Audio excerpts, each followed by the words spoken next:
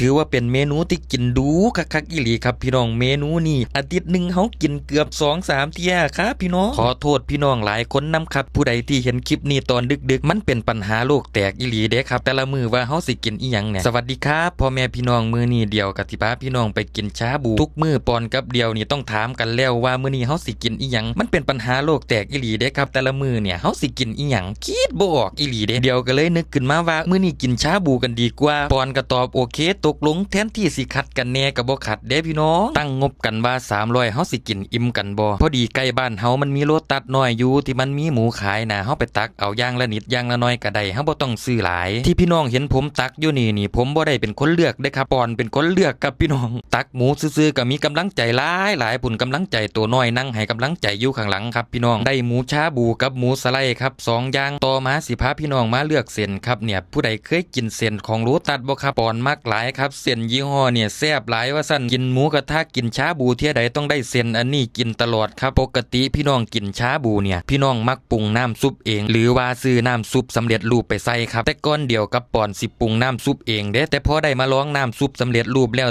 ติดใจครับพี่น้องติดใจบักขนาดมันแซ่บคือจังเฮากินอยู่ในร้านตีน้อยนี่ล่ะบ่ต้องปรุงเพิ่มเลยครับผมมองว่ามันง่ายสะดวกดีครับเลือกของยากอีหลีได้ครับปังปอนขนาดกินประจำยังจำบ่ได้พี่น้องว่าถ้าเบิ่งเด้อเวลาเพิ่นเลือกน้ำจิ้มเนี่ยเพิ่นจะเลือกโดนบ่ได้พี่น้องถ้าเบิ่งเด้อเป็นคนที่เลือกของยากที่สุดเลยครับปังปอนนี่เลือกเป็นชั่วโมงครับจับแล้วจับอีกอยู่หั่นล่ะครับจับแล้วก็บ่เอาวนไปจับอันอื่นแล้วก็มาจับอันเดิมครับเอาบ่เอาขอแค่ได้จับก่อนครับนิสัยเพิ่นเป็นแบบนั้นครับระวังผู้ซอยตัวน้อยอยู่ซื่อๆบ่ได้ครับอยากเฮ็ดโตมีประโยชน์บอกว่าป้าเดี๋ยวหนูเข็นรถให้เพิ่นว่าโตเตี้ยๆน้อยๆก็อยากเข็นรถอยู่พี่น้องเบิ่งยื้ออยู่ก็บ่ถึงโอ้ยใจเอาอีหลีเด้แม่เพิ่นสิเข็นก็บ่ให้ฮอดแม่เข็นเดี๋ยวหนูจะเข็นเองเพิ่นว่าอย่ามายุ่งมามีอย่ามายุ่งเดี๋ยวหนูเข็นเองขนาดขาบ่ถึงปานใดเพิ่นก็ยังยื้อเอาพุ่นพี่น้องเอ้ยใจเอาหลายบ่ให้เฮาจับนำเลยเข็นรถสิตำตู้ก็พ้องกันย้อนว่าเห็นขนมตัวพี่น้องจังปล่อยให้แม่เพิ่นเข็นรถให้พุ่นกะสั่นบ่ยอมปล่อยรถให้ดอกกำลังอยากฮู้อยากเห็นครับพี่น้องน้อยๆซ้ำนี่ไป